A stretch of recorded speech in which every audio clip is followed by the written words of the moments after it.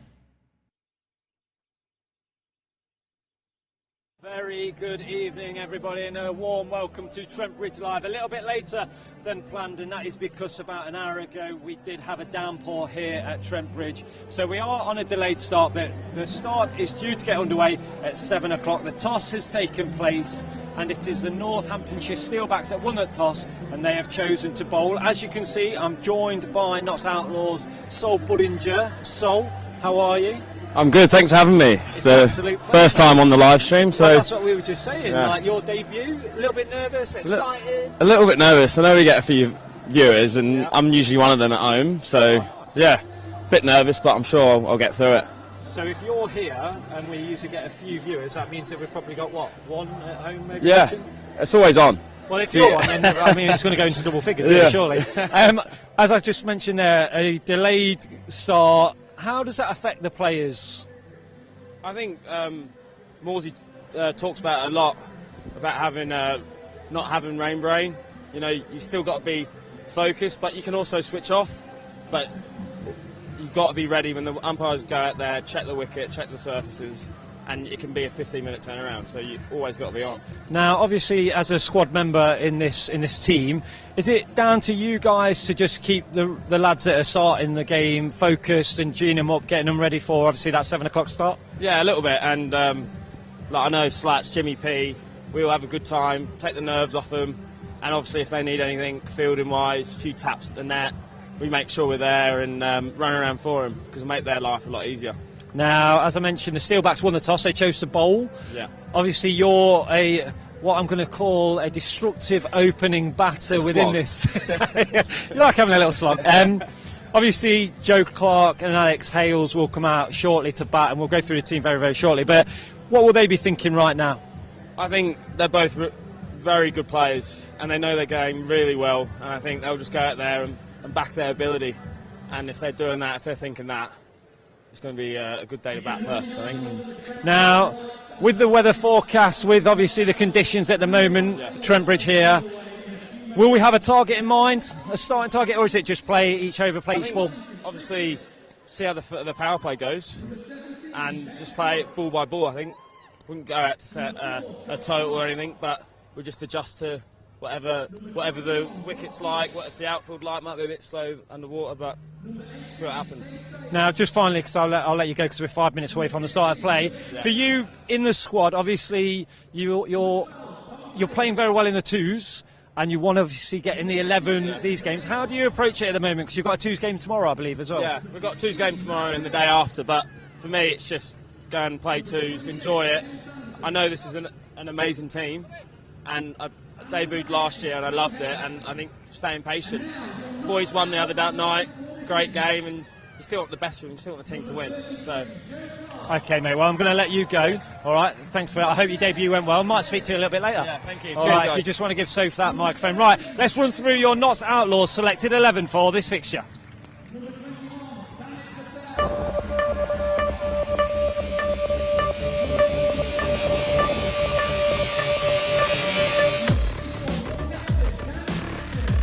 Okay, Alex Hales will be making his way out to the middle very, very shortly. Joe Clark will be with him, and Joe Clark needs 2 more runs for 3,000. Ben Duckett in at number 3, and where's number 17? Samit Patel, we mentioned him last game, 20 years playing T20. He's an Outlaws favourite. Tom Moore's strike rate of 151 last game here against Worcestershire Rapids. Dan Christian, the captain, once again will captain the Outlaws. Stephen Mullaney, he didn't score in the previous game and he'll be looking to make that better in this game. Matt Carter will potentially start with the ball in the power play. We will have to wait and see. Calvin Harrison, he wears number 31 and we will see him later on with the ball. Luke Fletcher got 5 wickets, his career best in the previous fixture.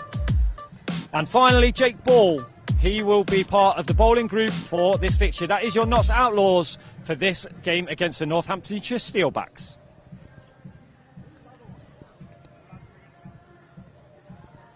Okay, so that was your selected 11 for this fixture. We are literally a couple of minutes away from the start of play here. A repeat of the Northamptonshire Steelbacks won the toss and they have chosen to bowl. Now, there's been a little bit of a drizzle out here, but the sun is just trying to break through out of the clouds just in front of me and behind the PKF Smith Cooper stand. So keep an eye on the weather and we'll obviously keep you updated here on Trent Bridge Live. Now, a new thing for this game and for the rest of this campaign is the player to watch. Now, for today's game, it is number 3, Joe Clark. And throughout the game, keep an eye on the stream because we will be giving some stats out and why he is the player to watch. But we are literally a couple of minutes away from the start of play and it's time for us all to be more outlaw.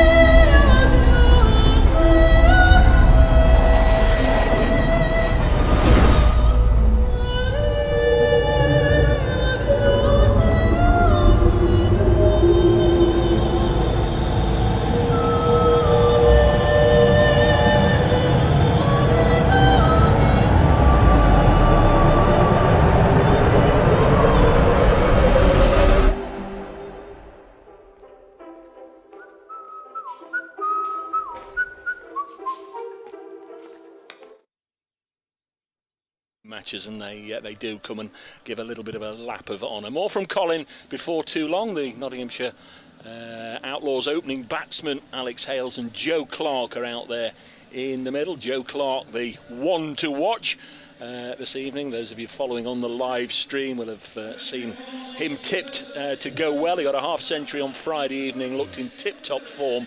Ben Sanderson's to get us underway. Just quickly with the teams, Notts are unchanged from the side that beat Worcestershire on Friday evening, and Northants there likewise unchanged. One hugely familiar name, Graham White, who played here, of course, for several years, left in 2013.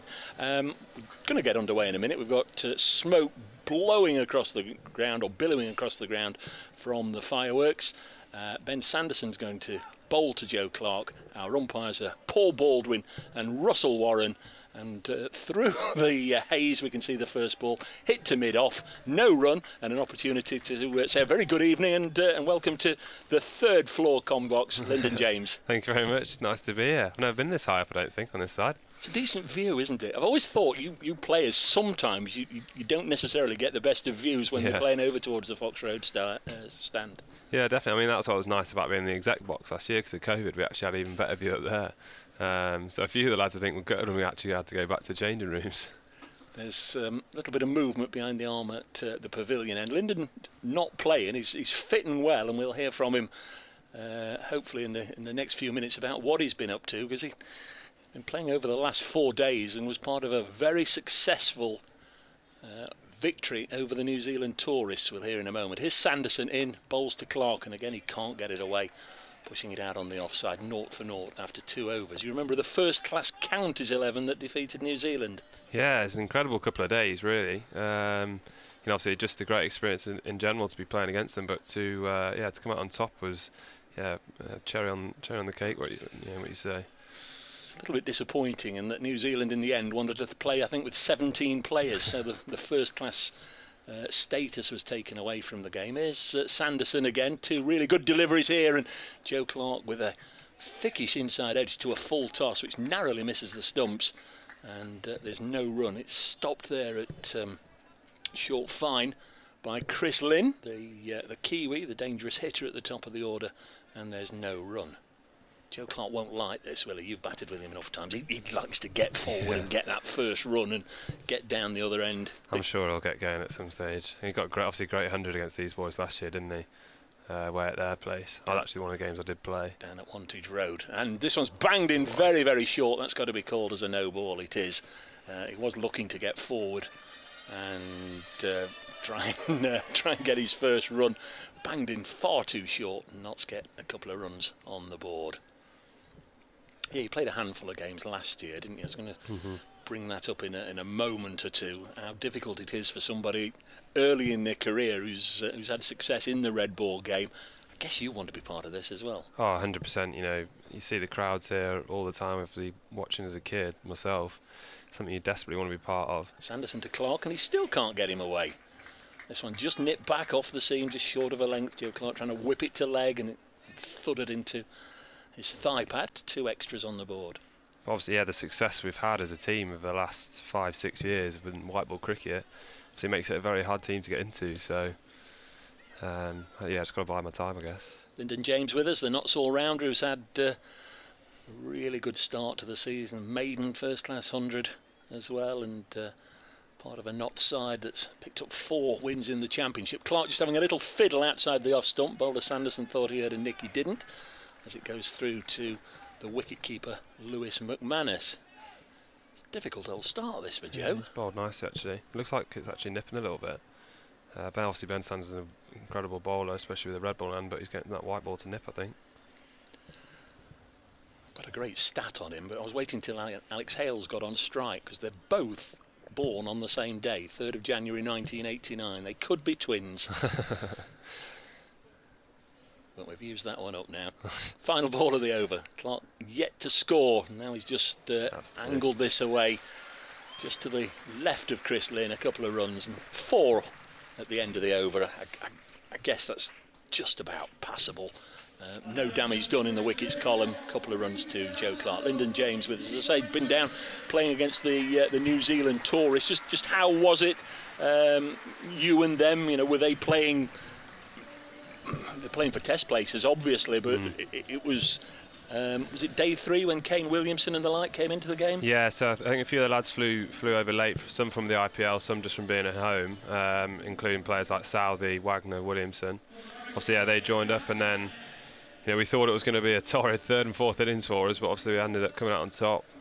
Jamie Porter bowled beautifully to get 5 for on that Saturday morning, getting them 19 for 6, and then Ben Compton on that last day scoring a brilliant 100. It's going to be Matt Kelly to bowl the second over. Slightly unfamiliar name to a lot of UK cricket followers. He's South African born, but plays for Brisbane. This one past the outside edge. Hales will know all about him, of course. Had a little push at that one, got nothing on it as it goes through to the keeper. Out for just 2 on Friday evening.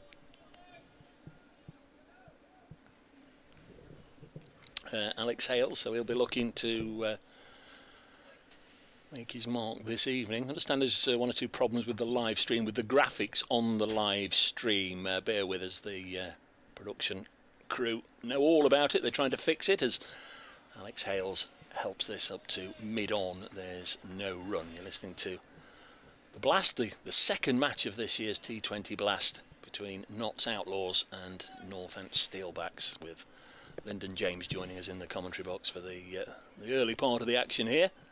Tall man, I don't know if you know a deal about him. I know he obviously had a very good big bash. I think I heard the last big bash. Obviously, I think both these boys have played against him.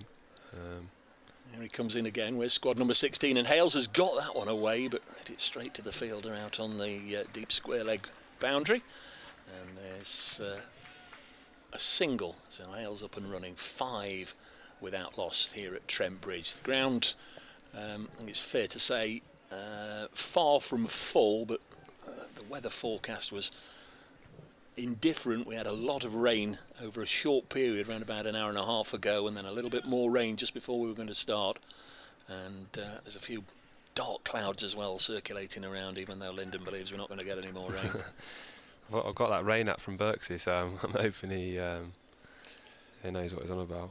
Next delivery is tickled away by Clark. That's a good bit of fielding. Who's that up inside the ring? It's a good stop by Freddie Heydrich, the slow left-arm spinner, who I'm sure we'll see just as soon as they get out of the power play overs. Took a single there, didn't they? Yes, yeah. Hales is on strike. The board just a little slow on catching up. To be 6 without loss. There's Kelly, who's lively, medium fast. Next one hit back and was put down. It was certainly a caught and bowl chance. It was one of those instinctive, wasn't it, where the bowler in his follow through throws his hand up, and he got a paw on it, but the ball goes to ground, and Alex Hales has had a little bit of a life there. 7 without loss, 1 ball left in the second over. That would have been an incredible catch. It's just instinctive, isn't it? You throw your hand up and just hope. They're hard catches, return catches as a bowler. You look up and the balls, you don't know how that's been hit at you. So Joe Clark back on strike. Far from easy going for Notts so far, but Clark's got hold of this one, but he's hit it in the air, down to deep square, and Kelly's got a wicket, and Joe Clark is out for 3.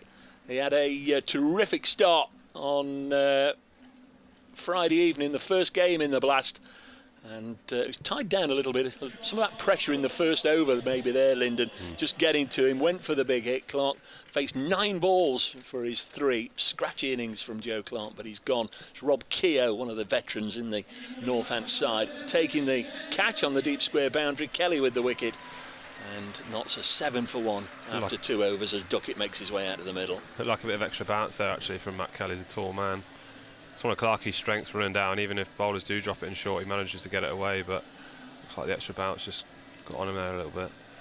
There's a man who served Northampton with great distinction for a number of years. There'll be several players out there, of course, that he'll know well, and they'll know all about him, but there's been quite a little bit of turnover, as there generally is with most sides, since Ben Duckett moved to Notts at the end of 2018 season. Was about then when you made your debut, wasn't it, around about the same time as Ben joined the club?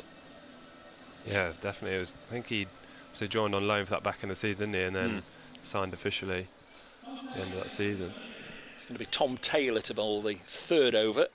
He's another one that's flitted around the counties in recent years, a spell with Derbyshire, a spell with Leicestershire, and now into his 2nd year with the Northampton Steelbacks. Bowling from the pavilion end, bowling to the big tall Alex Hales, who pushes this into the offside, and there's no run.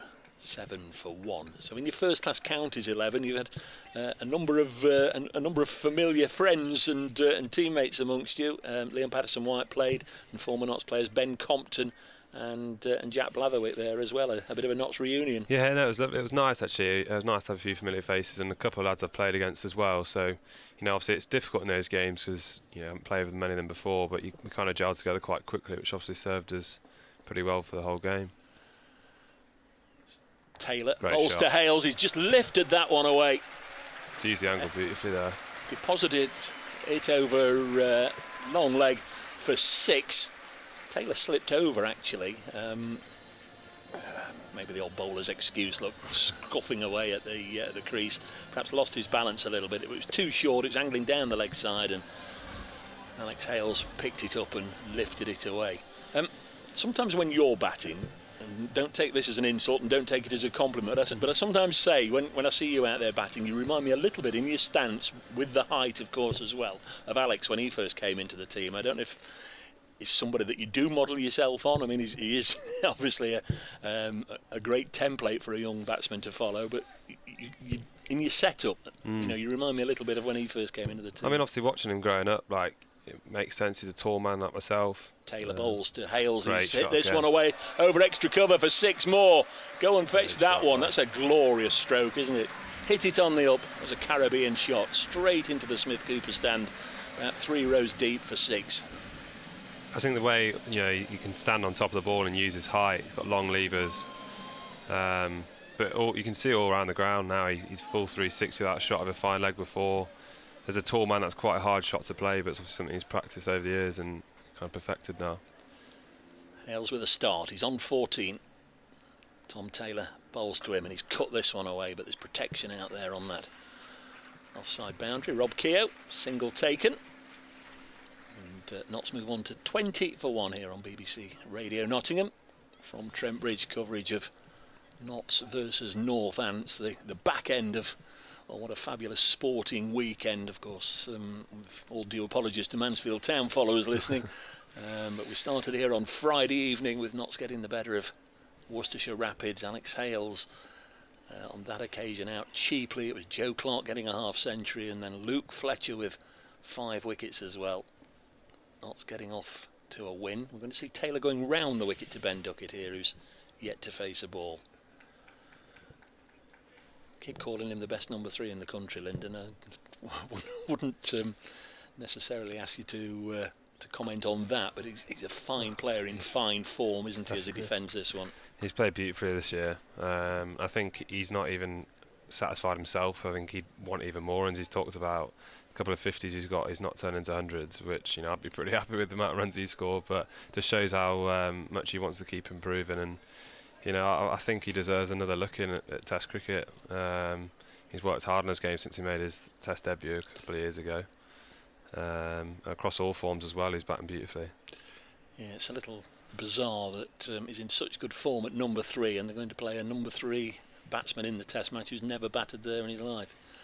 In Pope, Taylor to Duckett. He pulled out of this one. It was short. It went over his left shoulder. I think Ben Duckett's just asking the opinion of the umpires there, hoping that they'd say it was too high, but it wasn't. End of the over. 20 for 1 after 3 overs. Joe Clark out for 3. Is that Sanderson coming back on, I think, isn't it? It is indeed Ben Sanderson. Just trying to exert a little bit of pressure. We can have the twins facing each other here. 3rd of January 1989.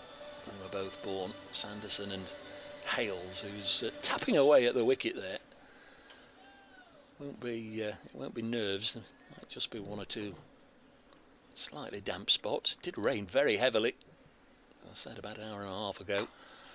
Good straightish full-length delivery, and Hales annoyed with himself, can't get it away. Must be delighted with the start to the season, both individually and as a team. 4 championship wins. We know each win is so hard to come by, but you've chipped in as well, and you've got that maiden 100. Yeah, definitely very happy. That was a bit of a monkey on the back for me last year. Sanderson bowls. Hales chips this up. It's going to fall short of mid-on. That's the second squeaky moment that Alex Hales has had when the bowling's been from this end. Very nearly chipped it to Tom Taylor. But yeah, obviously coming close last year, not quite getting there for whatever reason. But yeah, nice to get there and contribute to another one of the wins we've had this year. Obviously, pretty happy after the first block of 6 being second, but hopefully we can win Division 2 by come the end of the season. It's Sanderson. Once again, it's not the longest approach. Comes in, bowls, Hales has nicked that one. Umpire raises the finger. He wasn't entirely sure that he had. Northamptonshire, they celebrated immediately. Must have been a noise out there, certainly, because either side of the wicket, as well as the bowler and the keeper, they were all up as one, and the umpire raised his finger as well. We just got the feeling from Alex that he maybe didn't think, unless it was just absolute frustration, that he's nicked it behind. Wicket-keeper McManus takes a routine catch, and Notts lose their second wicket. Samit Patel coming in at 4. Notts are going to need a partnership sometime soon. Yeah, definitely. We talk about trying to keep wickets in hand and try not to lose more than 3 in the power play. So hopefully these two can put on a decent one. 20 for 2. There's the score. Alex Hales made 15. So once again, falling way short of the huge scores that we've seen him get over the years. And some of you on social media may have seen that over the last few days they're running a bit of a poll. The best player in the Vitality Blast, the first 20 years of the Vitality Blast, and it surprised me a little bit, because there always seems to be a bit of an anti-Notts thing on social media. But Alex Hales came out top, the number 1, the cricket voting public up and down the country. And considering he didn't make his debut in this format till about 2008 or 9, I think it was a little strange. I'm sure Samit would have something to say about it. Patel is on strike. Played in the very first year of the competition, and he's got away here, Samit, with one off the, not quite off the shoulder of the bat. It was the top portion, outside edge, and it ballooned one bounce down to third man. Looks like that rain just made it a little bit juicier, a bit spicy, the wicket. A bit moisture on top there.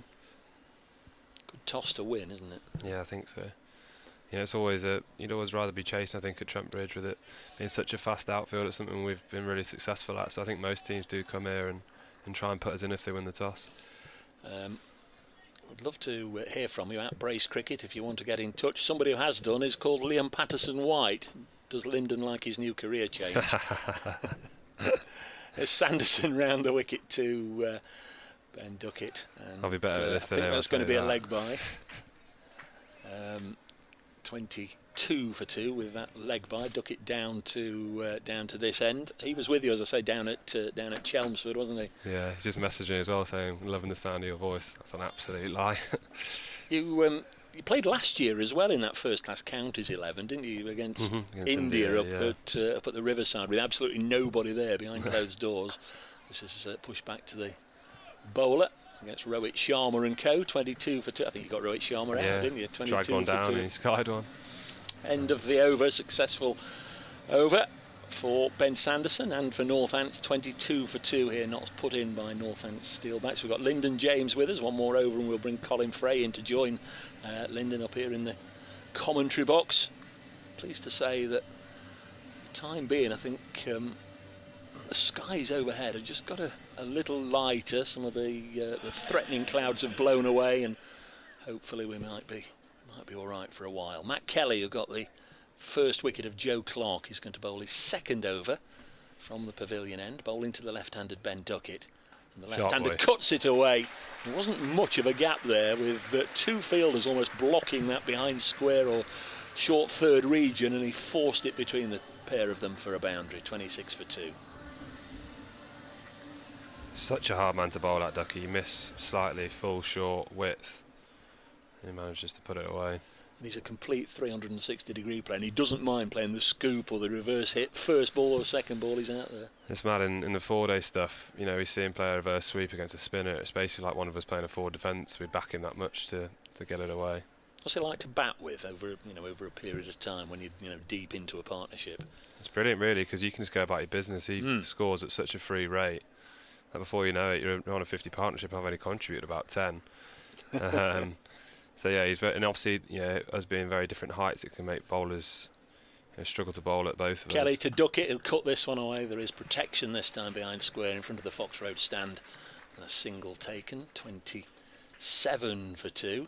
And just before we bring Colin in, just like being the junior part of this bowling quartet, this international bowling quartet, if you like, that you've been with for the last few matches. Stuart Broad, James Pattinson, and Dane Patterson, and of course with Fletch in there as well. And they've all been rotating. You've been playing with, three of the the really experienced first-class cricketers around. Well, it basically means I don't have to bowl many overs. It's a simple way of putting it. Obviously, first game of the season, ended up bowling about 45 in the game. Patel's on strike. He's on 1, and he's got this away for a boundary.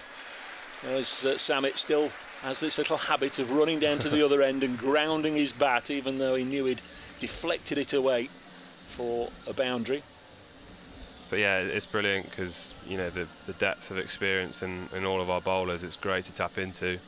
And they've all got different skills that complement each other beautifully. So whenever we're looking for a wicket, there's always one of them that kind of suits the pitch or whatever that we need. 31 for 2. Samit Patel has 5. Kelly bowls to him. He just opens the face, just guides it down for a single.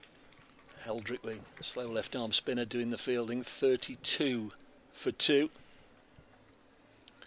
There's been some really intense passages of cricket with both Broad and Pattinson playing as well. Oh yeah, Jimmy's bowled some very, very fast spells, especially at Durham. Obviously hitting Liam Travascus twice in the head, some very fast spells. But obviously Broady as well, when he does that bumper stuff. I still remember last year that to Sam Hain here, it was an incredible viewing. But he does that, over the wicket's flat and we haven't actually got a wicket in a while. He can make things happen. Kelly bowls and Duckett just deflects this down to long leg. Couple of runs. Quick as a whippet between the sticks is Duckett. He's back for 2. 34 for 2. Lyndon, we're just going to have a little swap around with the headphones. If you can pass yours to Colin, and then I'll give you mine in just a second, and we'll bring you back in. That's just starting to build momentum.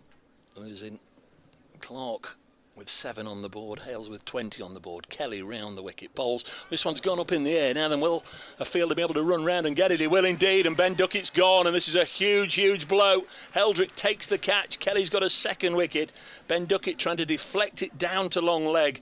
And once again, maybe the ball just got a little big on him and ballooned up into the air, and that's a very well judged catch by Heldrick down here at long leg. And knots a 34 for 3 after 5 overs.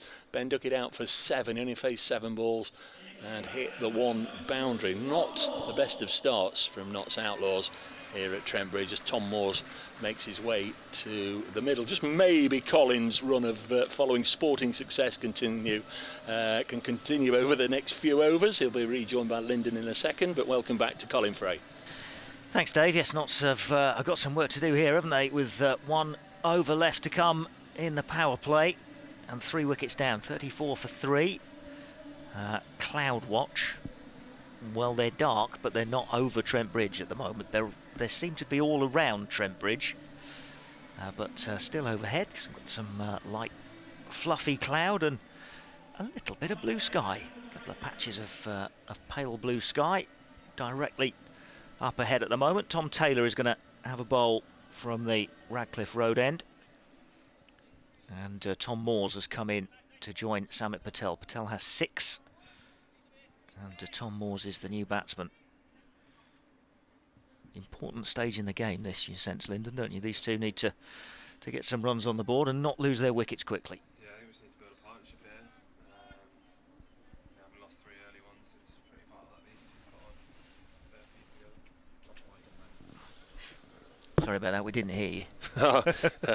No, yeah, pretty vital that these two put on a decent partnership together. Having lost 3 wickets early there, but obviously very capable of doing that. Here's Taylor then running away from us and bowls to Patel, who plays this out square on the offside, and there is no run. Those early wickets have, you can always tell, can't you? Just a little spring in the step of the fielders now after 3 wickets in the opening 5 overs. Yeah, it's always a great feeling in T20 cricket when you take a couple of wickets early, because it kind of just halts that momentum of the batting side. Especially when it's not top 3. You come to Trent Bridge and opt to have a bowl first and then take the top 3 in the power play overs. Here's Taylor again into Patel. It's a lovely cover drive. There's a diving stop one hand which just takes some sting off it, and they're only able therefore to go through for a single. Stop was from Kelly, diving to his right. It's a nice strike from Samit Patel. On to 7, and that'll bring Tom Moores on to strike for the first time. Just taking his guard. Listening to T20 cricket on BBC Radio Nottingham, as Notts look to make it 2 out of 2 in the competition so far. But with work to do certainly here against the Northamptonshire Steelbacks. Tom Taylor. He's past the umpire and into Tom Moores, who's beaten by this. Through to the wicket-keeper. Nice delivery, that. Yeah, it looks like there's a bit of nip out there or something. That moisture from that rain we've had earlier is just, made it a bit lively out there. Yeah, because none of the batsmen have... I mean, we saw 2 lovely shots, one after the other, didn't we, from Alex Hales for 2 sixes, but you can see that all of the batsmen have been troubled so far by pretty much all of the bowlers. They've all found something in it. Here's Taylor again. Into Moores, who's forward to this one and prods it out onto the offside, and there's no run. And it's 35 for 3. I think that is the beauty of our batting lineup though, you know, we can absorb a bit of pressure here, don't have to worry about scoring too quickly, and then, you know, we've obviously got some big power hits that come in later on. So hopefully, if we keep wickets in hand, we can up the run rate a bit towards the back end. Yeah, it helps with the likes of Dan Christian and Stephen Mullaney up your sleeve, doesn't it, lower down the order? Yeah, the way they strike a cricket ball, incredible consistently over the last few years. Strike rates have been incredible. Taylor into Moores again, and this one's out towards square leg, and they trot through for a very comfortable single as Zaid comes in and fields. 1 to come in the 6th over, and therefore in the power play. It is it's unusual, really, isn't it, when we talk about a Nottinghamshire power play in T20, when we're talking about a score of 36 for 3 at the moment. But as Lyndon James was saying, our guest tonight, there's plenty of batting to come for Notts. Here's Taylor into Samit Patel, and that is a nice shot, which is going to get them 2 out onto the onside towards the mid-wicket area. The fielding is done by Ben Sanderson.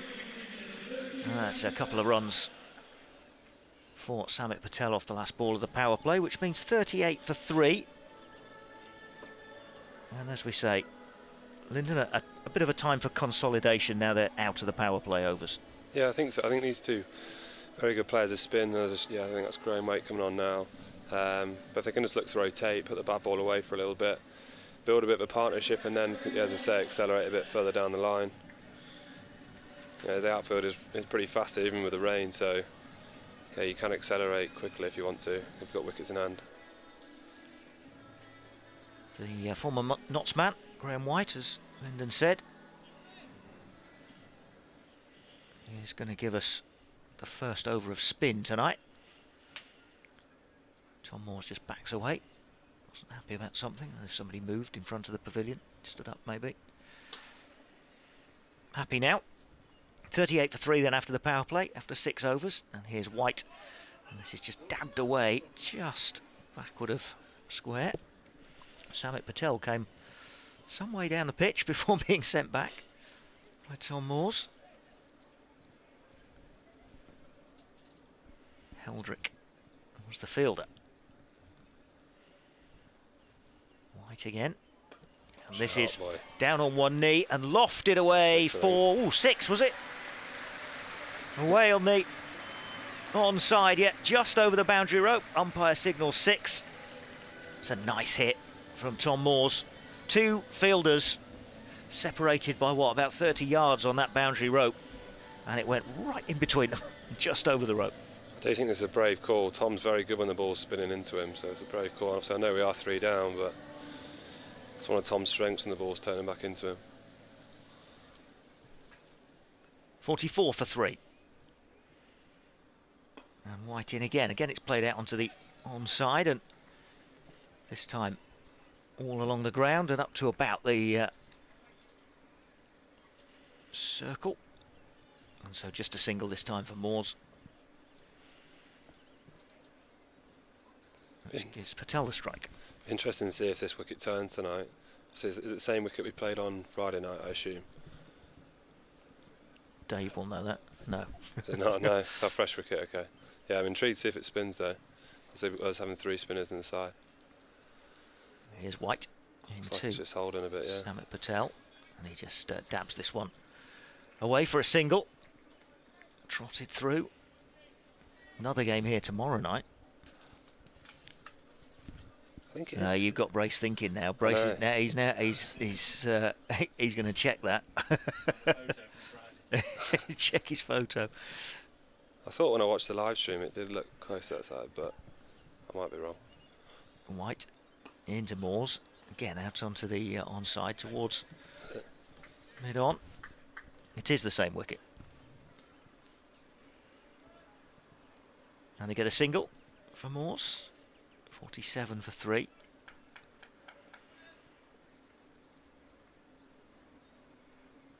And the last ball of the over from Graham White is just played defensively back down the pitch by Samit Patel. 47 for 3 then Notts after 7 overs. So you were right and Dave Bracegirdle was wrong. Yeah. I was watching it on my phone in Essex. And 9 off the over thanks to that blow from Tom Moores. And that really is a perfect over, isn't it, for Notts? There was never really any danger. Decent run scoring with the one big hit. Yeah, Prod a couple more singles. Get the boundary, rotate the strike. 9 or 10 off the over, yeah. Lovely batting. So Freddie Heldrick. Slow left armour. Over the wicket, and that is powered away, square on the offside. Beautiful shot from Tom Moores. Absolutely crunched it away for 4. I think he wants to change his bat as well, T. Moores, but there doesn't seem to be anything wrong with it in my opinion. He's hammered that away. Yeah, he really got hold of that. You could see him giving it everything. 51 for 3. And again, and this one is played very circumspectly by Tom Moore, straight back down to the bowler. Tall figure, Heldrick. Gives this one a bit of flight, and it's the same treatment from Tom Moore's batsman, actually, as the ball races away for 4 again through point. The batsman almost collided as they were running. It was another great hit. Pretty much the same shot. Yeah. Who's winning that, do you think, out of T. Moores and Samit if they collide in the middle there? Obviously, Brody and Fletch collided, didn't they, in that 4-day game a few years ago? It's a great photo of them to do that. An attempted sweep this time from Moores. He gets something on it. Yep, it is a run. It's a single given. Just tickled it round the corner. 56 for 3. Moores is up to 18 from 11 balls. Samit Patel has 10. Notts earlier losing Joe Clark for 3. Hales for 15 and Duckett for 7. It surprised me if Samit goes over extra at some point there. He's actually cut this very, very fine. Just wide of the wicket keeper. Almost an edge from Samit Patel. There's a fielder in front of the pavilion, goes back and retrieves, and they'll take a couple of runs. It's just a little nick, really, from Samit. On to 12, 58 for 3. Another good over so far.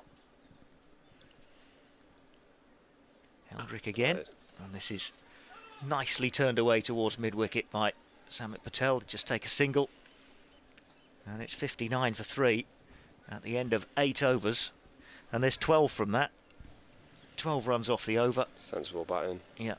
Puts the bad ball away and then rotate the strike. Yeah, he is changing his bat, Tom.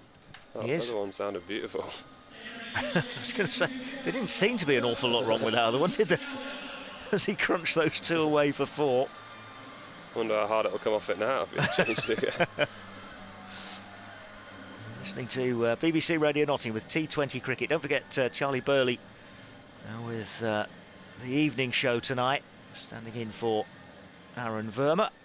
That is on digital radio for you from BBC Radio Nottingham, and here on our FM frequencies, concentrating on the cricket at Trent Bridge. The cloud continues to threaten away over the Smith Cooper stand, but it is still a distance away over that stand. And it can stay there. Kelly is coming back into the attack. Matt Kelly has got a couple of wickets so far. Those are Joe Clark and Ben Duckett. Bowling from the pavilion end, runs towards us and gets a little bit of lift. And the ball goes past Samit Patel and through to the wicket keeper. Interesting, so they got 5 in the circle. Seems a bit bizarre. So he backs himself to bowl some dot balls. Well, again, he got something off the surface, didn't he? Yeah. Bowling well so far, Kelly's 2 for 15. 5 dot balls so far. Oh, Samit Patel's got him away this time. And it's 4 runs as the ball drops just before the boundary rope. Just lofted away by Samit Patel off his pads behind square. And again, there's a couple of fielders who are patrolling that area. One on the square leg boundary and one at long leg, but bisected them beautifully. Samit Patel. 4 runs, he's on to 17. And here's... oh, it's another one from Patel, which is pulled away for 6. Into the Fox Road stand by Patel. Saif Zaid, the closest fielder to it, but he could only watch. Hit fairly flat, but hit very hard by Patel. It's a great strike. Considering how flat that was to still go for 6. Yeah. 69 for 3 now. Good few overs these for Notts at the moment. As comes in again, and this is turned away towards long leg by Samit Patel for a single this time. See how we've managed to accelerate without really taking any risks. Just playing some good cricket shots. Get rewards for it here. Yeah, it's been a... last 2 or 3 overs have been textbook T20 cricket, really, haven't they, for the middle overs? Not taking anything on that's silly or going to get you into trouble when you're 3 down. And suddenly, from 34 for 3, it's 70 for 3 in the 9th over. Here's Kelly once again. He's come round the wicket to Tom Moores. He nudges this off his pads down to long leg, and Heldrick fields. And they'll take 1. And total goes on to 71 for 3. Moores 19, Patel 24. Partnership 37 off 23 balls, which I guess tells you everything about it. About the way these two have gone about it. Exactly what we needed after that bit of a rocky start. Let's do it back nicely. Kelly in again. Tries to go Yorker length for Samit Patel, and Patel digs it out towards mid-wicket. 2 fielders converge on the ball, and he clipped it so well, did Samit Patel, that it raced away towards those fielders, so only time to run 1 rather than 2. 72 for 3 at the end of 9 overs. So that's another 13. Yeah, another great over.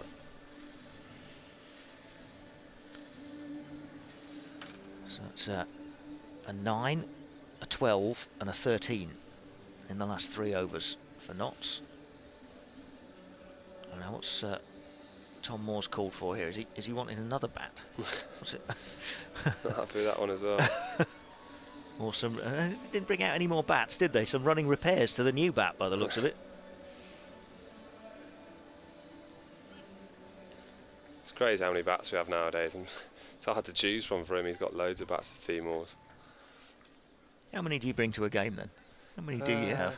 So to Essex this week I took 5.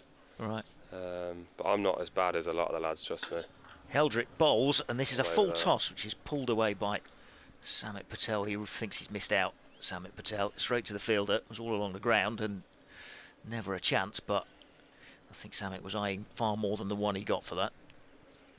I'll tell you who is really bad, like, all jokes aside, Liam Patson-White, he's got a ridiculous amount of bats, which he doesn't use. Just sat there. Heldrick into Moores, prods this back down towards the bowler. And there's no run.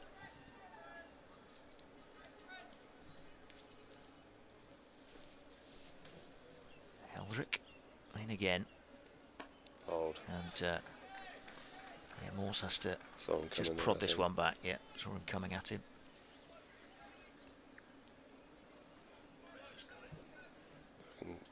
Pulling it.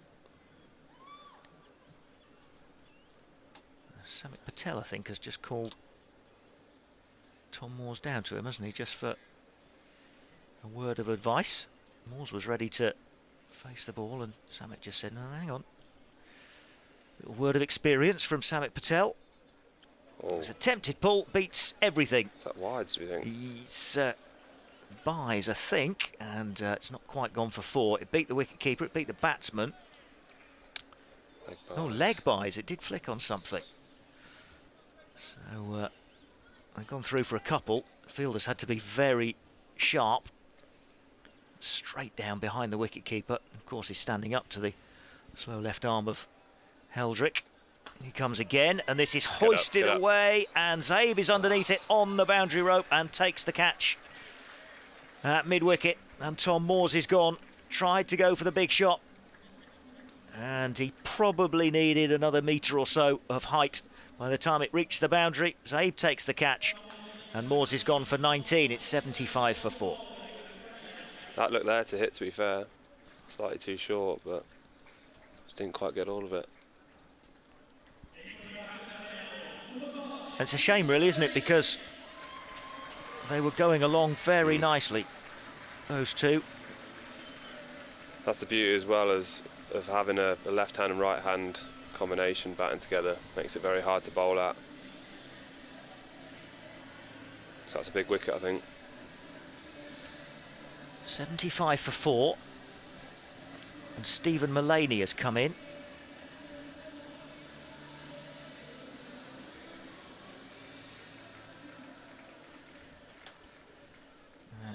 Scorecard, he's below Dan Christian.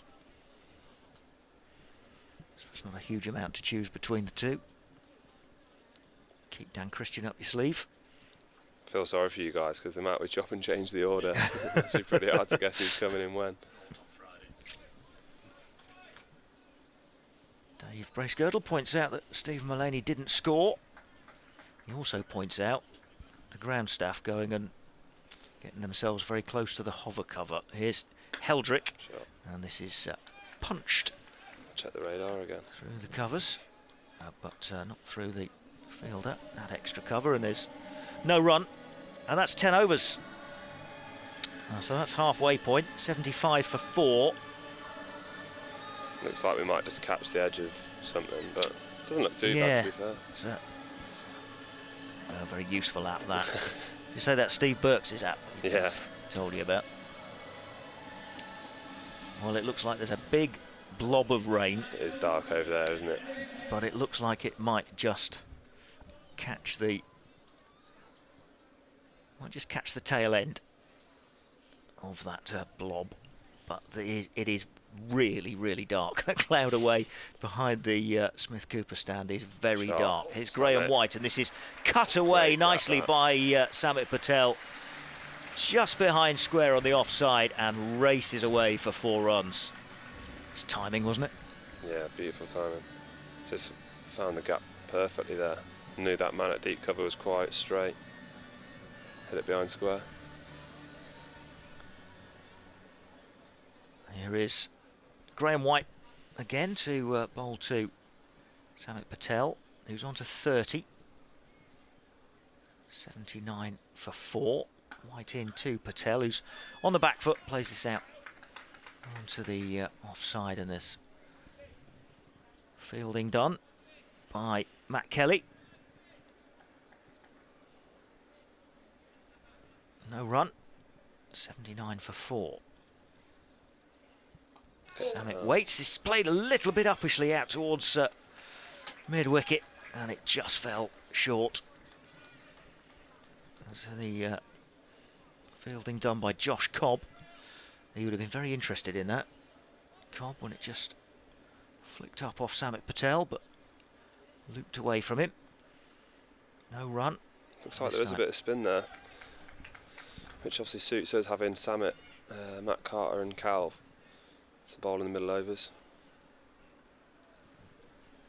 79 for 4. Ground staff just sat on that hover cover just at the moment, or leaning against it. This next one sort of rears up a little bit at Samet. He just dabs it down defensively. It's a lively surface tonight, it seems. 79 for 4. White in again. Bold. And yeah, Samet Patel again didn't quite catch hold of that and plays it out to mid-wicket, and there is no run. 79 for 4. He's changed his pace nicely there, Graham White. He's a very experienced T20 bowler. Clever bowling. Going to stay with spin as Heldrick is going to come back from the Radcliffe Road end. Rob Keogh, fielder out there in front of where the ground staff are sitting, just seems to be asking them the question, what do they know? It's this next one from Heldrick. Mullaney is forward too. And wicket-keeper McManus whips off the bails, but Mullaney well in his ground. 79 for 4. Heldrick is in again, and Mullaney clips this one down the ground nicely through diving cover. Long off comes in and fields. It's a nice outfield to field on tonight. You can slip and slide everywhere with it being a little bit wet on the outfield. Makes it good fun. Samet Patel plays this next one up towards long off as well, in the same position as Mullaney had played the last one pretty much. That was Mullaney's first run in T20 cricket this year. Patel on to 31. Really don't like the look of that cloud. Here's Heldrick in again, and this is clubbed by Mullaney. Again, same direction, out towards long off again. And the fielding's done by Graham White again, and he picked out the fielder, did Mullaney, a couple of yards either side, and that fizzes past for 4, because he really got hold of it. As it is, they only got 1, and that is a wide from Heldrick. It really just looked like the end of the world over there, doesn't it? Yeah. I mean, it really, really rained hard, around about 4:30-ish. And that cloud looks even worse than the one did that was coming then. This next one beats Samet Patel from Heldrick, and there is no run again through to the wicket-keeper. 83 for 4. It's just 4 off the over so far. Heldrick into Patel, who's on the back foot, and then just nudges it away behind point, and again they have to settle for a single. Tom Moore's not happy now with something else, taking his gloves off. Just needs to adjust part of his kit. 84 for 4 after 12 overs, so a good start for Northamptonshire, taking those 3 wickets in the power play. A good response from Notts, but there's been a good couple of overs again from Northampton. They come right back into it. They pulled it back nicely actually. Just strung a few dots together. 84 for 4. Now we'll do that headphone thing again, Lyndon. If you can just pass yours to Dave, and we'll bring Dave Bracegirdle back into the commentary. 84 for 4, 12 overs, and Dave will take you through the rest of the Nottinghamshire innings. Thanks, Colin. Graham White from the pavilion end bowls, and Samet Patel gives himself a little bit of room, forces it out into the offside. Hope we can get through to the end of the 20 overs here. Some of the clouds do look pretty threatening, I have to say. Although beyond them and over towards East Midlands Airport looks a little brighter. Patel's got underneath this one. Shot, says Lyndon James. Nice crack off the bat. And that's gone. Did it go in that little gap, as so many balls do, between the Fox Road stand and the Larwood and Vose, and off towards the pub car park? It's landed in someone's pint glass. Fine shot from Samit Patel. Takes him on to 38. Didn't quite catch the announcement out there. The milestone for Sam or something? I wouldn't be at all surprised. There was a milestone earlier actually missed. Just when he got out, Alex Hales passed 4,000 T20 runs, 4 knots. Samit's closing in on him. If he gets about 80 in this innings, he'd go back to the number 1, but he's only on 38. But that's a fine start to this over. He'll have enjoyed that, of course. Slow left armour, hitting slow left armour. Interesting field this. Got the ball back to Graham White. I don't know if Samit plays a paddle sweep, but it's on with no short fine leg. Next ball is cut into the the offside. Yeah, nice. There were 3 fielders there, weren't there? You could hardly thread a needle through it, yet Samit forced the ball away. It's actually fielded by Steve Burks, the head groundsman, who left his position leaning on the hover cover. So quick as a flash, Notts have got 10 runs from 2 balls, and just the sort of boost that they need to the innings. 94 for 4. Patel on to 42. Graham White to his 3rd over, none for 23. Drops this one short, and Samit will just drop it down on the leg side, and they'll take a single. 95 for 4. What's your plan, Lyndon, between now and the Leicestershire Championship game? Do you get any club cricket in, or is there any second 11 action for you? Yeah, there's a few second team T20s this week, so we're at Leicester tomorrow at Grace Road. I think we're at Grantham on Wednesday against Leicester as well. Then we're up to Yorkshire on Friday. So that's T20 white ball cricket. Yeah. Looking forward to that, to be honest, because having just played red ball so far this year. 95 for 4. Mullaney on strike, has a couple, forces it back past the bowler and down the ground. 96 for 4. And who might be in that team? Will the Patos get a run out? I assume so, if they're not playing tonight. I assume Sol, Slats as well. I've seen the squad, but not featuring tonight. 96 for 4. Graham White into Samit Patel. It's pitched up very full. Samit forces it out onto the offside. There's a carpet covering one of the international wickets there. May even be the test strip, I'm not sure. Right in the middle there. Yeah. It's been fielded on that one. End of the 13th over. Notts 96 for 4. What can they get out of this, Lyndon? Where are they looking to get to? Top side of 150? Yeah, I was trying to think myself what par is here. I mean, it's hard to say. Obviously, wicket doing a little bit early on. Does look like it's spinning. You know, with Dan still to come, Cal, Mac can obviously strike a good ball. Yeah, anything above 150, 160 would be brilliant. There's Heldrick bowling his final over. Once again, nicely cut away. Mullaney giving himself room to force it into the offside. He'll push hard and come back for 2. Was indeed good running. Mullaney on to 5, 98 for 4. That was warmly appreciated by the crowd. Northampton's wicket-keeper, by the way, is Lewis McManus, who's on loan from Hampshire.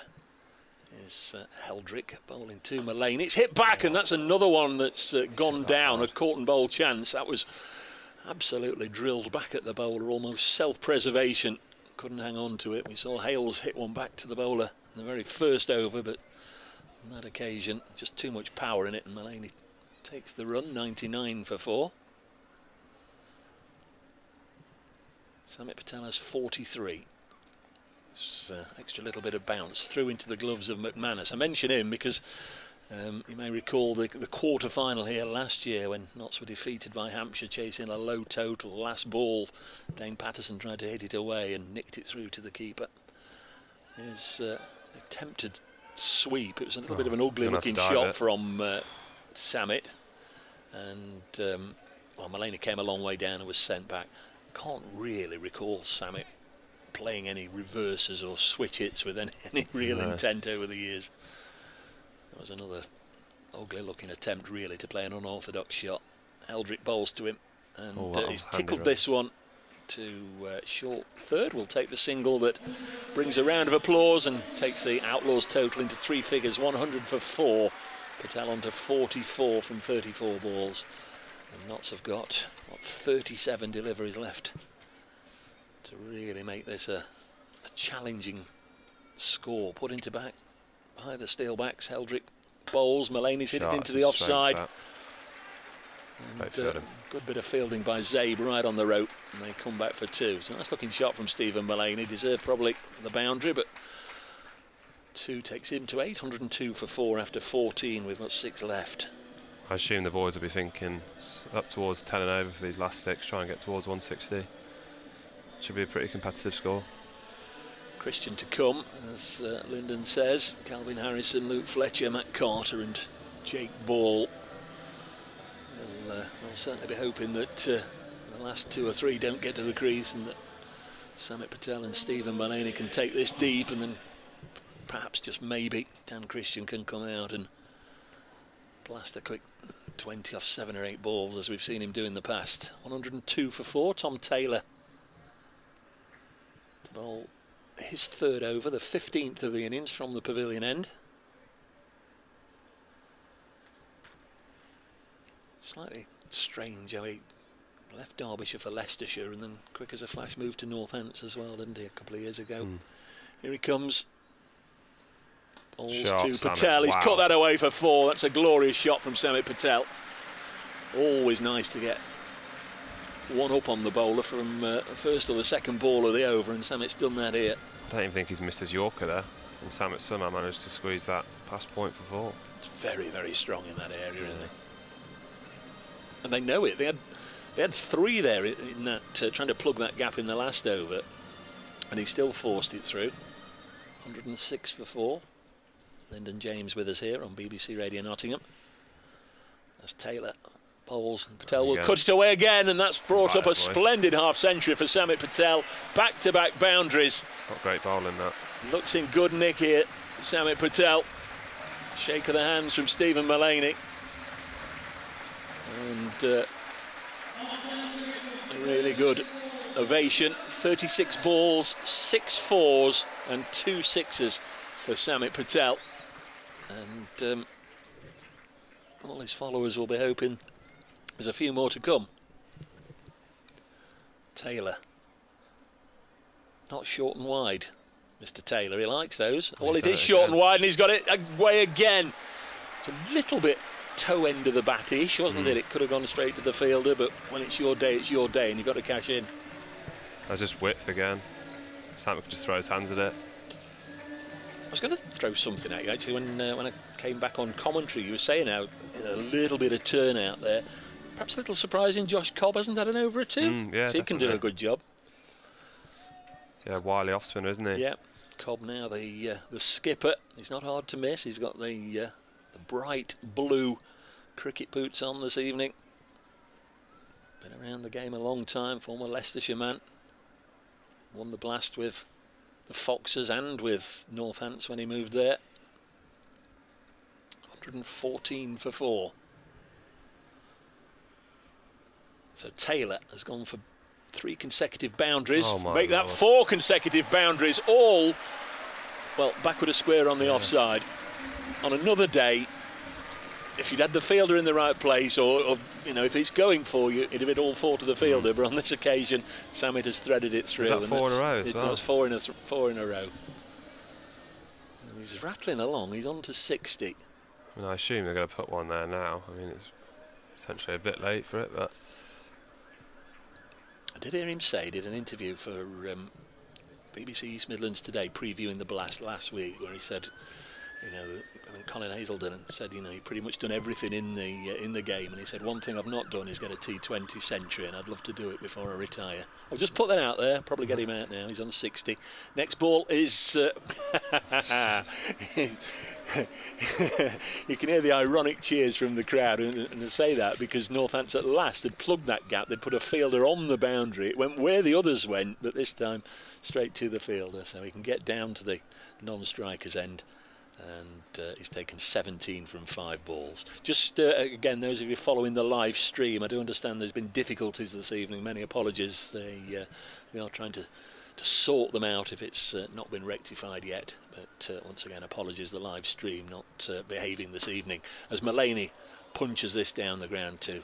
Long on, and he'll keep the strike. I don't think Samet will be too thrilled about that. He will fancy getting a big one here. End of the over, an over that brought 18 runs to Notts. It's 120 for 4 with 4 to go. I have interest. What is Samet's height score? Do you know? He's had a 90. 90. Exactly 90 not out up at Headingley. Is that 4 to go or 5 to go? 5 to go, I think. The screen at the moment is showing shots of some of the fans in the ground enjoying themselves. Linden absolutely spot on. 120 for 4 after 15. Patel 61 not out. Great over that. What was that? 18 off it? Yeah. If you're just joining us, very good evening from Trent Bridge. It was a late start. We didn't get underway until 7 o'clock. There's been a little bit of rain around the East Midlands, and Trent Bridge wasn't spared. Very, very wet about 5:30 as Sanderson bowls, and this one's helped away. First ball of the over again is loose and put away. Knew exactly where the fielder was there. Fine leg up. Mullaney getting the boundary. They've just lost their way a little bit, Northampton. I'm not trying to make that sound as if I'm feeling sorry for them at all, but they had Notts really under the thumb, didn't they, at 75 for 4 when Tom Moore's got out. Lisa says, Dave, I hope all this rain we've got in Gotham isn't heading your way. I think we have missed most of it, to be fair. We've got away with it. Rowan says this is potentially a match-winning knock from Samet. Let's hope he gets a few more, Rowan, as this is steered into the offside by Mullaney. Brings Samet Patel back on strike. Partnership. It is indeed, from just 34 balls.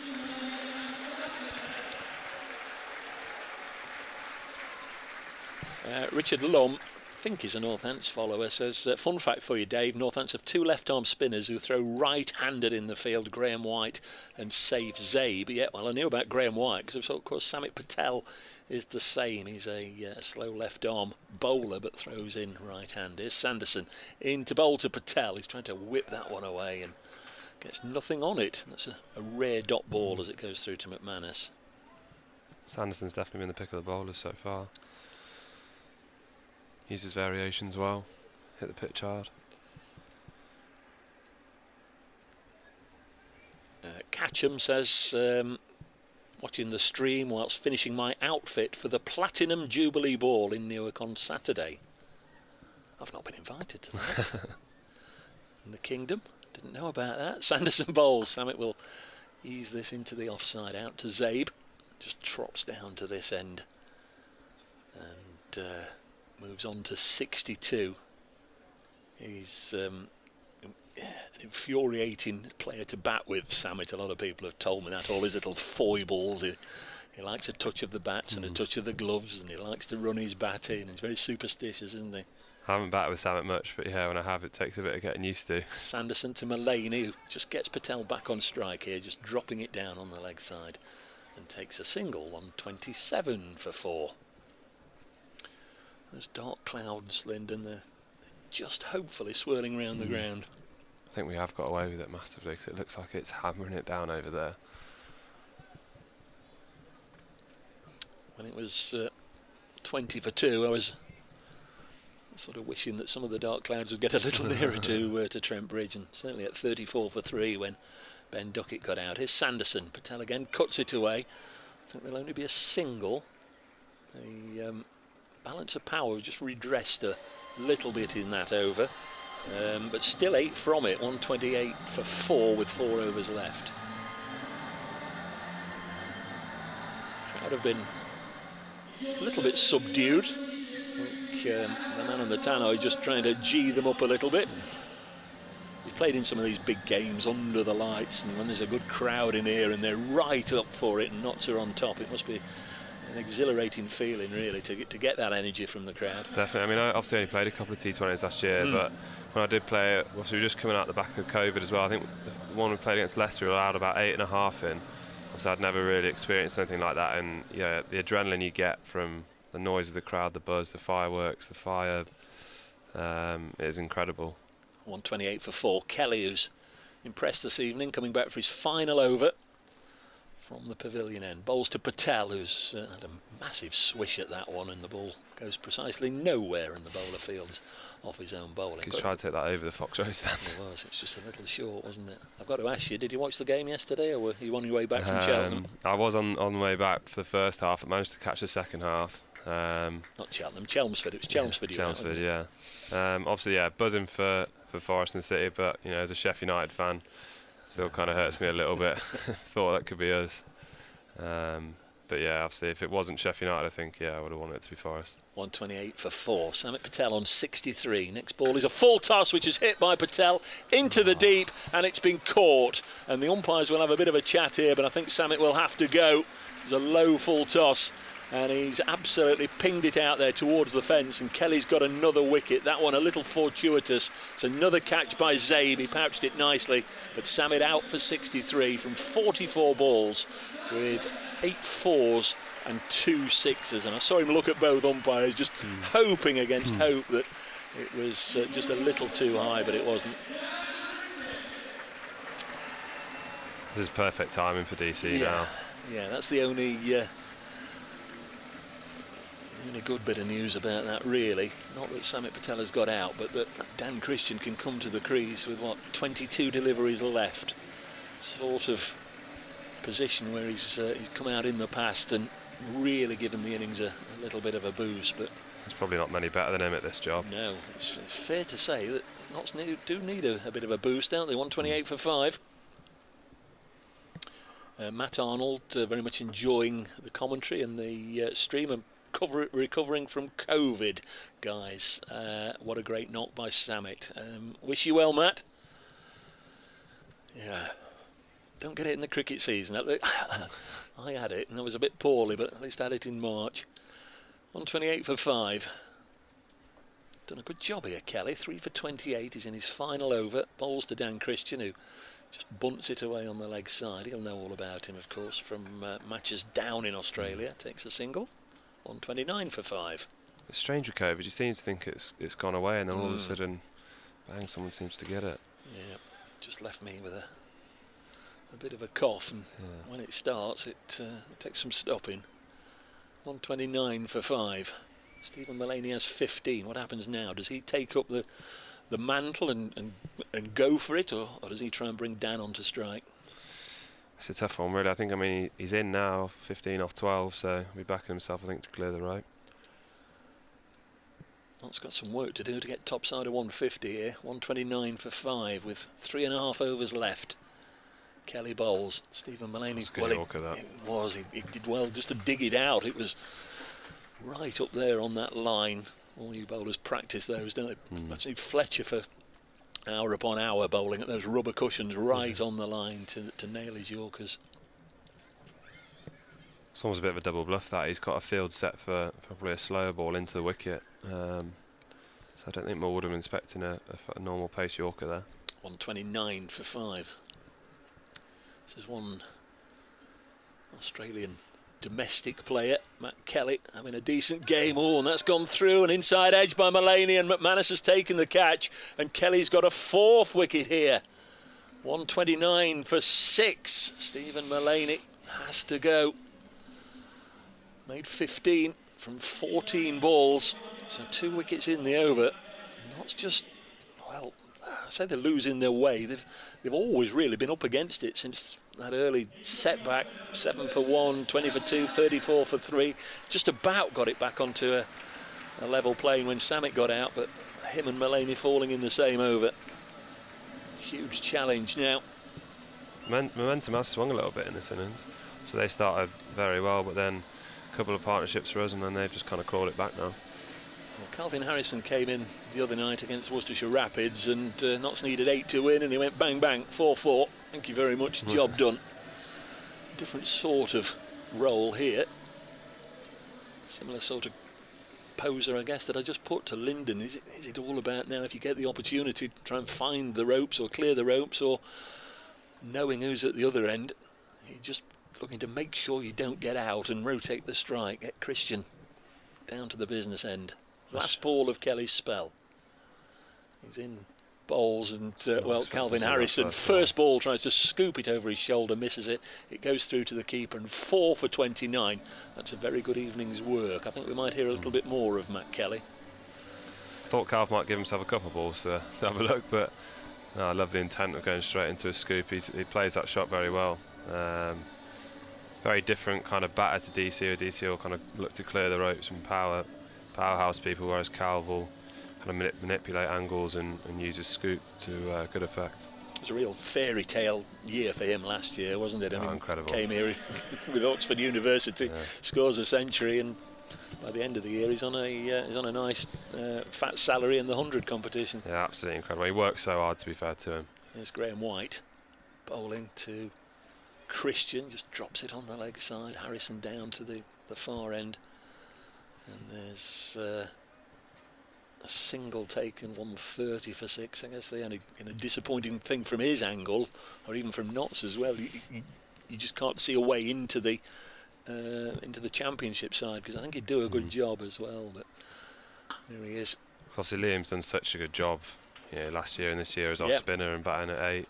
Single taken, 131 for 6. So yeah, I mean, both of our sides are such difficult sides to get into. A lot of good players in every kind of position. Makes it very difficult. Graham White to Christian. Is this the moment that Dan Christian unloads? It's down the leg side. That'll be a wide. So extra run, extra delivery to come. 132 for 6.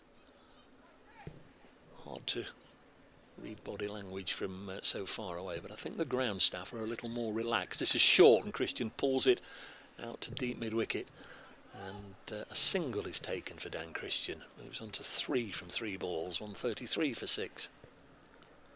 Just wonder if Carl's going to get his reverse sweep out here. Look to go over those two at backward point and short third man. It's another shot he practices and plays a lot. Graham White to bowl to Harrison, then slow left armour bowls and gave himself a little bit of room, punches it into the offside, in the covers inside the ring. There is Josh Cobb, thanks to Soph, who tells me it's now raining in Wilford. Thanks Soph, hope you're well. 133 for 6. Next delivery on its way, short and pulled onto the leg side by Calvin Harrison for a single. 134 for 6. Not running out of overs, just 2 to go after this one. They need a... Starting to rain, I think. They need a 20 over really, don't they? Or they need it to rain heavily, and yeah, if you look at the scoreboard you can see it. Yes, you can. Down. White bowls, helped away. That's 6 runs. Christian picked that one up nicely. Probably not the sort of shot you'd see in an MCC coaching manual. He reached forward and almost got it with the very toe of the bat. Scooped it away behind square on the leg side for 6. It was effective. Gives it an almighty wallop, doesn't it? Oh yeah, you can look at the rain now coming down heavily here. The umpires, I think, have no option but to take them from the field. Northants know that. They're heading off already, and off we go. Well, really disappointing. 140 for 6. We were already told that at the time of the match starting, we ran the risk of losing overs if there were any more interruptions. So it may well work out that that's the end of the Notts innings, and there will be a Duckworth-Lewis. That 6 might be a big... Might indeed, yeah. 140 for 6. Christian 9 and Harrison 2. We've had 18 overs. And the noise you can hear, I'll just turn it down on the effects microphone a little bit. That's the noisy old hover cover. Dave Terrell says it's not raining in Derby. It's certainly raining here, Dave. Raining very heavily indeed. Looks a lot brighter, as I say, over by East Midlands Airport, but how long it'll take to get here. You look at the flag on top of the pavilion, and it's even in this heavy rain, it's barely blowing in the breeze. It looks like it's going to be in for 20-25 minutes, I think, based off this radar. Who do you listen to in the changing rooms when you're off then for a rain delay? Who's the one that's... Because you can't have your phones in there now, can you? No, it's a good question. I don't know, there's some great stories that would fly around from all the lads. I mean, I think the talking point in a minute obviously will be about Forest. I think a few of the lads went to Wembley yesterday.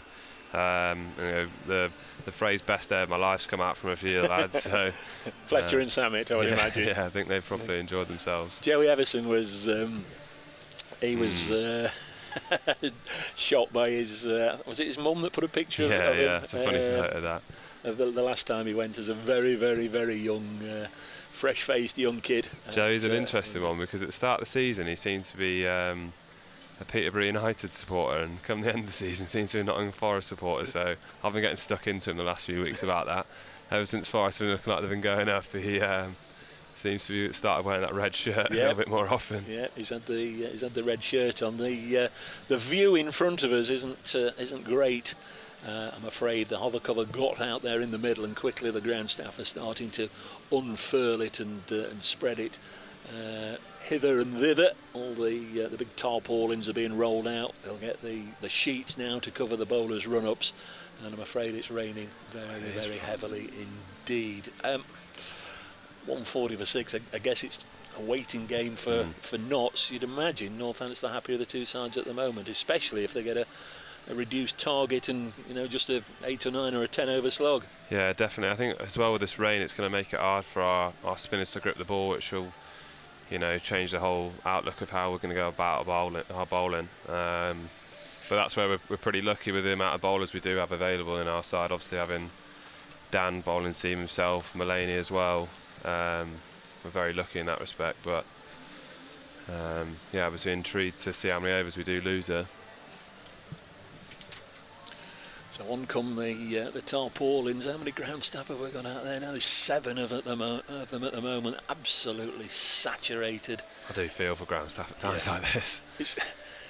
I always say it's a thankless task. It's not, because when we see them, we do, or I certainly do. I always pass on to Steve Burks and the rest of his crew just how much they are appreciated. And it is days like this where you look at them and just see how much they do. And they have those horrible days as well where they spend about 2 hours getting a ground ready to be fit for play, and then down comes the rain again. Sometimes it just seems as if their day's work is never done, and they're all absolutely getting saturated. Feel for the crowd as well, many of whom have probably had their plans disrupted by the game originally being scheduled for yesterday afternoon. They've perhaps had to make alternative plans come along this evening, and we always know it was a glorious afternoon yesterday in these parts. It's just absolutely typical. And don't forget, there's another game tomorrow evening, Notts Outlaws against Lancashire Lightning here, and that's also a match that you'll be able to hear on BBC Radio Nottingham through the evening. 6:30 start. 140 for 6. Fair to say, Notts haven't, I don't think in either match so far, hit their straps. I know Dan Christian always talks about building momentum and absolutely finding your best form towards the back end and then take it into the knockout phase, but right now I think they were up against a pretty poor Worcestershire side the other night, and Notts were comfortably the better side. Here it was a difficult surface early on, wasn't it? It was an important toss for Northampton to win. Just going back to that original point, it's all obviously people talk about peaking at the right time in T20 cricket, and if we're winning games but there's still areas to improve, I think the lads will be pretty happy with that, to hopefully, as I say, peak around that kind of last couple of games, quarter-final into finals day kind of time. But yeah, it did look like there was a bit going on early doors. As I say, that the rain did look like it just kind of put a bit of spice into the pitch, nipping around a bit, and then slowly later down the line when the spinners came up, it does look like there's a bit of spin, so it could be a bit more suited to the bowlers, this one, I think. Colin saying, live in Skipton, Dave, very much enjoying the commentary and the coverage with Lyndon this evening. Fans out there, is Mum listening? I don't know, actually. I did ask them if they wanted to come tonight, but I think after 4 days in Chelmsford they wanted a day off cricket, so I was going to say they have had a terrific few weeks following you around, because they were there for your century in Durham. Yeah, I mean they've been here, there and everywhere for me since I was obviously very small, and when I got 90 last year here and saw them in the crowd, I was almost more gutted for them. So yeah, when they were there in Durham, it was nice to kind of go over and celebrate with them afterwards. But yeah, I mean, they're both retired now, and they absolutely love watching cricket. They obviously love watching me, but they are not supporters as well.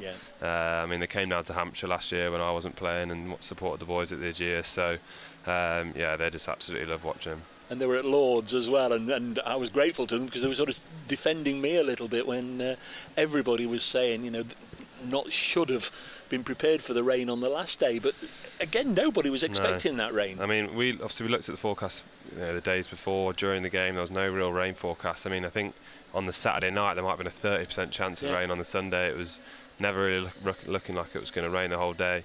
And I think, with the bowlers we have in Broad, Pattinson and Fletch for that game, they still did a decent stint in that first innings, so we're tired. I mean, they could have easily gone out and bowled again, but they probably wouldn't have been at their best. And we thought the best decision would be get a few more runs and then stick them in, and we backed ourselves to bowl them out in that last day. And I think we would have done if it hadn't have rained. So frustrated not to get the result, but we've definitely stamped a mark on Middlesex for when they come here later in the season. I think you do a breather. You put in a good old stint, and we're very, very appreciative. Just one sort of last thing before we let you get a little bit of a break. Just the Kiwis, obviously the Test series starts this week. You've had first-hand experience bowling at them, batting against them, out there in the field with them.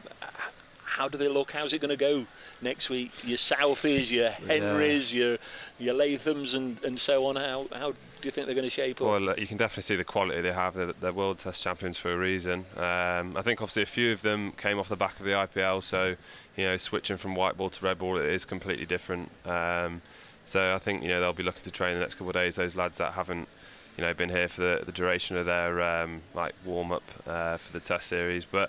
Look, they've got, as I say, they've got some great cricketers. Crane Williams is an incredible player. Tim Southey. I don't even think Bolt's there for the first game, so I think it'll be a great series, and obviously just great to see Brawley back in the side, and hoping that he can do well for the series and prove to everyone the quality bowler that he is. And how did they take the defeat? How did they react to you at the end? It was bizarre, really. Everyone, even our camp, it was just like another day, really. We talked at the start, let's get the job done, but in my head I was like, we're a bunch of uncapped, no caps except for obviously Dom Sibley on our side, to beat the World Test champions. Was he skippered? Who skippered? Dom Sibley, yeah. Skippered, yeah. So in the back of my mind I was like, this is incredible, to beat the World Test champions with not loads of first class experience between us as a side. But look, at the end of the day, obviously, they're known for being a very humble side, and they congratulated us, and we're very grateful. I think for it's easy in those games, especially when it wasn't first class, to kind of take your foot off the gas. But our intention was to go there and win, and obviously we did that. So I think they're pretty grateful for us, trying to play the best cricket we could. And were the people there, trying to hide behind the dark glasses and with the newspapers up watching? Were you Rob Keys and the like there? I saw a few people. Obviously, James Taylor was there. A couple of the obviously the coaches we had there in general. I think Richard Dawson was our head coach for that game. Carl Hopkinson, who's obviously worked a bit with us here at Notts. So yeah, it's nice to kind of try and put in a performance in front of those kind of people. Obviously don't look too far ahead. I was obviously very happy to be given the opportunity to play similar to last year, and just try and enjoy it, because at the end of the day you're playing against the best players in the world, and if you do well, you do badly, whatever, but it's got to kind of enjoy the experience, and that kind of helped me, I think, relax and try and score some runs, take some wickets. And if we're looking at crystal ball a few years ahead and everything goes as you'd hope it to go, and you do get to the international ranks, would you be batting at 5? Would you be a number 5 batting all-rounder still, do you think? Is that going to be your natural position? It's a great question. I mean, when I was younger, I probably batted in the top 4 because I didn't really bowl too much, but as I've started bowling a bit more, the physical demands of bowling 20 overs in a day, and then going out to bat straight away can be difficult. I mean, it's something, if I got asked to do it either here or wherever it is, I would grab it with both arms, but I think naturally 4, 5, 6 as an all-rounder kind of suits that. I feel like you do your best of your ability with both bat and ball, gives yourself at least 20-30 minutes to cool your jets, and after you come off the field and rehydrate, whatever it is, get some food down you and then ready to go. I mean, it's Sussex first game of the season, having bowled about 30 overs in that first innings, and then we were 20 for 3, so bang them straight out there, and I'm not saying it really affects your performance, but you can definitely feel it when you're batting. Lyndon, it's absolutely been brilliant to have you up here. It. Thanks for having me. You're always welcome, but I'll throw that in there. First and foremost, we'd like to see you out on the out on the field, and I hope all these ambitions that I know you've got and your family have got, and certainly those of us that have watched you from the start have got. We hope your career does progress to where we hope it'll go. But when it's not, you're very, very welcome to come up and join us. But as we've got the first rainbow of the evening actually up there at the far end. But I think whilst it's still chucking it down with rain, and you've been on for an hour and a half, I've enjoyed it. It's time to give you a little bit of a breather. Lyndon James, folks, and he's a really talented cricketer, and clearly is a really talented commentator as well. Thanks, we'll get you on sometime soon. Lyndon James with us here in the commentary box, and I'm afraid it's still raining. Absolutely disappointing here, with 140 for 6 is the score when the last of the rains came down. And I'm afraid it's still raining as Colin comes back to join us. Yeah, this is pretty bleak, isn't it? Thanks to Lyndon. Pleasure to have Lyndon James alongside us tonight. He's just left the room. He's a terrific talker, isn't he? Really is. He didn't, he's done one or two bits and pieces with me in the past, and genuinely hope his career goes, continues to go on and shoots upwards and skywards.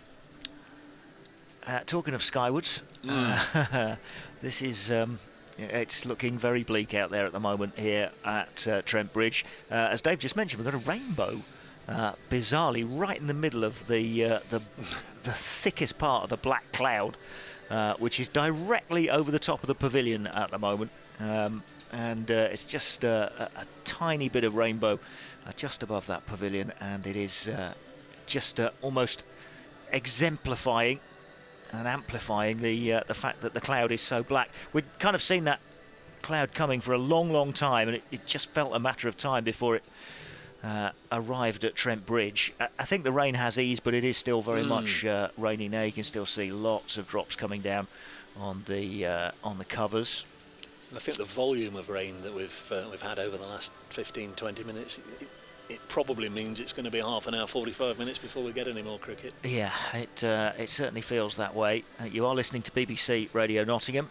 We are live from Trent Bridge. It is 26 minutes past 8. A reminder that Charlie Burley is in for Aaron Verma tonight. You can hear his programme on digital radio throughout the course of the evening, and also on the BBC Sounds app. Here, Nottinghamshire not having a great game as far as the cricket is concerned, Dave. They have found it a struggle tonight, haven't they? 140 for 6, and having lost 3 wickets in the power play overs, Joe Clark for 3, Alex Hales for 15 and Ben Duckett for 7, so the top 3 out within the first 5 overs of the game.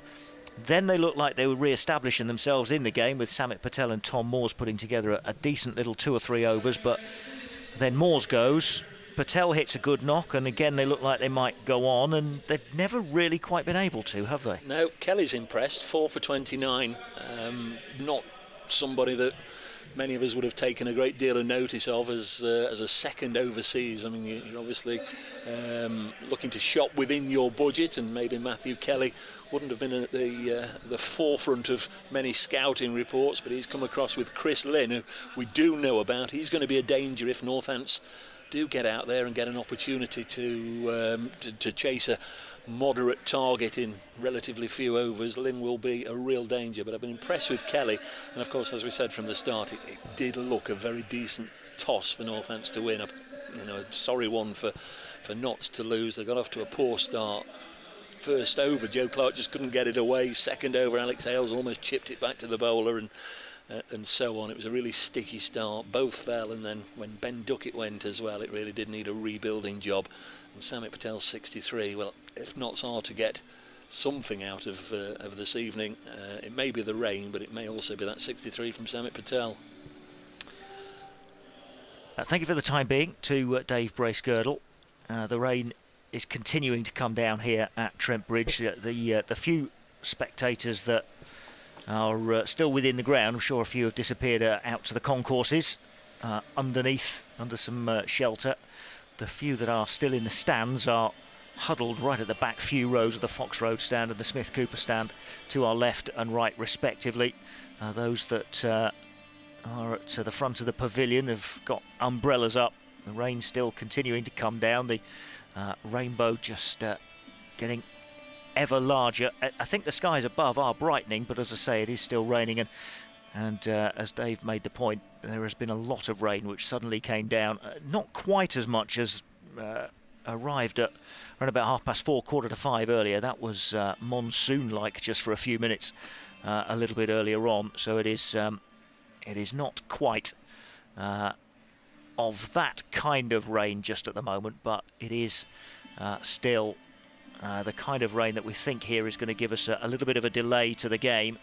And we're at the stage as well where it'll start to cost us overs as well. So the Duckworth-Lewis system is going to start to kick in, I fancy. And just keeping an eye on the ground staff just to see where they're headed. I don't know if it's to add some more covers on. And if that is the case, then that is not going to be a good sign. One or two of them are heading off away to the right towards the William Clark stand, where there is another sheet which might be going to drag on. Actually looks like they're just walking off to various sides of the ground just at the moment. So this rain seems to be a little bit set in. Rest assured that if they do play again here this evening, we will be back, whether or not Notts resume their innings, or it's just a question of Northamptonshire having a go at a target. We will be back for whatever cricket remains here at Trent Bridge tonight. If there is no more cricket here at Trent Bridge tonight, which I have to say I think is unlikely, I think they will get some more cricket here tonight, so I think we will be back tonight. But don't forget, tomorrow night as well, we are back here for the game against Lancashire tomorrow, Tuesday night. There's also a game on 2 games over the bank holiday weekend, the long extended bank holiday weekend. Friday night at Derbyshire, and then on Sunday at Yorkshire. No, that's Monday night is Yorkshire, isn't it? Where are we on Sunday, Dave? Edgbaston, that's right. Birmingham on Sunday. Then next Monday is Yorkshire at Headingley. It is a very hectic schedule in the early part of the T20 campaign this season, but I'm afraid at the moment we have no cricket here to bring you at Trent Bridge. So what we're going to do in the meantime, while there is this delay, we are going to rejoin listeners on digital radio to Charlie Burley's programme tonight, the evening show. He's standing in for Aaron Verma, and as I say, if there is any more cricket, we will be back with you on our FM frequencies for Northamptonshire's reply, chasing whatever total the Duckworth-Lewis system sets them. But for the time being, from Dave Bracegirdle and myself, Colin Fray, at Trent Bridge, 140 for 6 knots after 18 overs, and as I say, we'll link up with Charlie Burley.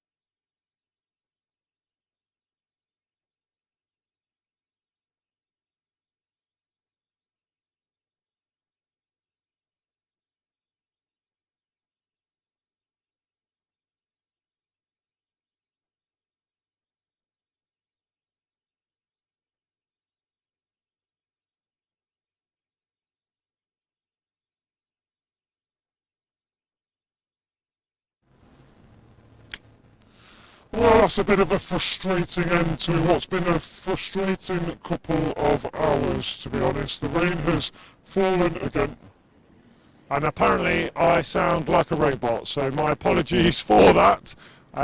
Just bear with me 1 second. We will wait for about another 30 seconds and then we'll come back to me.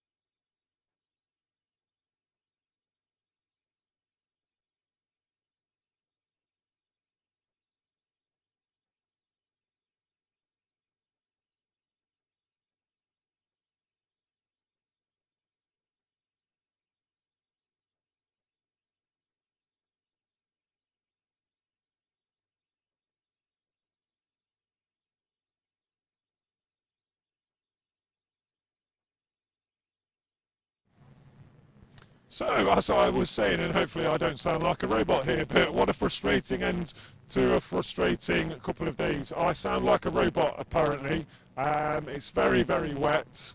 The game is basically a no result due to the rain. And yeah, there's not really much else to say. It's been a frustrating day. The top scorer for Notts was Samit Patel on 63. A bit of a fight back from Samit there. And I'm apparently now normal, so hopefully I'll start again. It's been a frustrating end to a frustrating couple of hours, to be honest.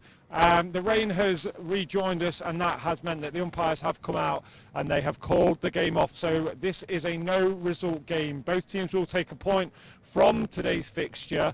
And like I say, it's been frustrating. It was a frustrating start for the Outlaws, 36 for 3 in the power play, but due to Samit's fight back, 63 top scorer there, but after 18 overs the rain did come down, and at the time it was 140 for 6. But as I say, the rain has fallen. The umpires have made the decision of a no result. So on to tomorrow really, where we will return, and the Lancashire Lightning are in town tomorrow.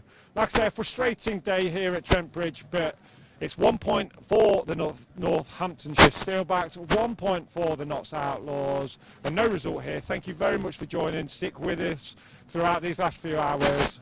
But hopefully we will come back tomorrow. The rain will not fall, the sun will shine. I won't sound like a robot, and we will actually get some T20 action here at Trent Bridge. But everybody here at Trent Bridge Live, thank you very much for joining us, and do join us tomorrow when the Lancashire Lightning are back in town. It's a 6:30 start. I'll put my teeth back in, and that kind of rounds up today. Thank you very much for sticking with us, everybody, and we hope to see you tomorrow.